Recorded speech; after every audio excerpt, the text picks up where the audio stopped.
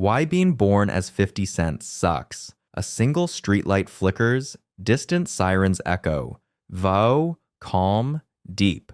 You know, most people are born into softness, warm rooms, happy parents, cute photos, balloons, not Curtis Jackson.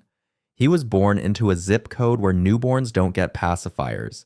They get bulletproof vests in infant size. Yeah. Today we're diving into why being born as 50 Cent is actually a terrible idea.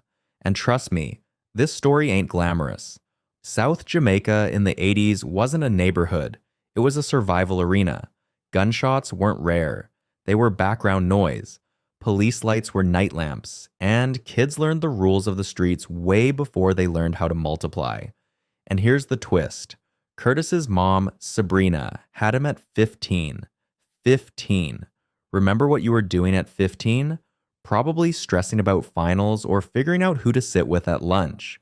She was running drug operations, negotiating with grown men twice her age, and trying not to get killed in the process. People on the block said she had cold eyes. Not because she was cruel, but because she had to be. And right in the middle of all that chaos, a baby boy is born. Curtis, a kid who never asked for any of this. When Curtis was 8, life decided to hit him harder than most adults ever get hit. His mom died. No closure, no explanation, just gone.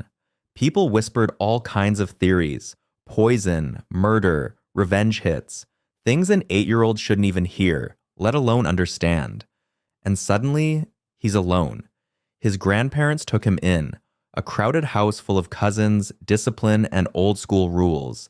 But nothing replaces a mother taken by the streets. Grandma, soft, strict tone. You gotta be strong now, baby. You hear me? Young Curtis. Is she coming back? Grandma. No, sweetheart. And that's the moment his childhood ended. In some neighborhoods, the streets raise you, but they're the worst parent you could ask for. Curtis grew up watching hustlers, shootouts, fast money, and even faster funerals. The streets whispered to him, "Come here. This is where survival happens." And by 12, he was moving the same product his mother moved. 12. Imagine a kid with a backpack. Except inside it isn't school supplies, it's drugs worth more than his entire house. He'd get arrested, released, arrested again. One time, cops caught him right after school. He had product in his socks, in his drawers, in secret pockets he stitched into his hoodie. This wasn't a game. This wasn't rebellious teen behavior. This was survival. He later said, "I didn't choose hustling. It was the only job available." And that's the point. Being born 50 Cent means choosing between bad and worse. Every single day. 2000. A warm day. Curtis gets into a car outside his grandparents' house. Nothing felt wrong. Nothing felt off. Until footsteps, metal clicks, and then shots. Not one, not two, 9. Bullets tear through his legs, arms, hips, chest. One goes through his cheek and out his mouth, fracturing teeth, tongue, jaw. Neighbors run out screaming. Cars speed off. Curtis collapses on the pavement, bleeding out. He later said that, in that moment, he could hear his soul talking to him, telling him, "If you survive this, don't waste it." Doctors didn't think he'd make it, but he did. Barely.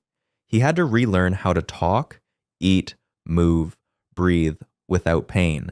But while his body healed, his mindset transformed into something unstoppable. Survivors become different, unkillable.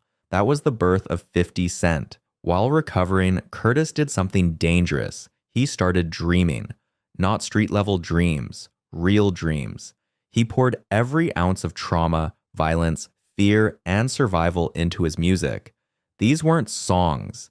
They were field reports from a war zone called Queens. Someone passes his demo to Eminem. Eminem plays it for Dr. Dre. Both of them go, "Who the hell is this dude? A guy who got hit 9 times and lived. A guy who raps with that much hunger? Sign him." And boom. It's easy to look at the millions, the fame, the empire 50 built, and say, he made it. But here's the truth.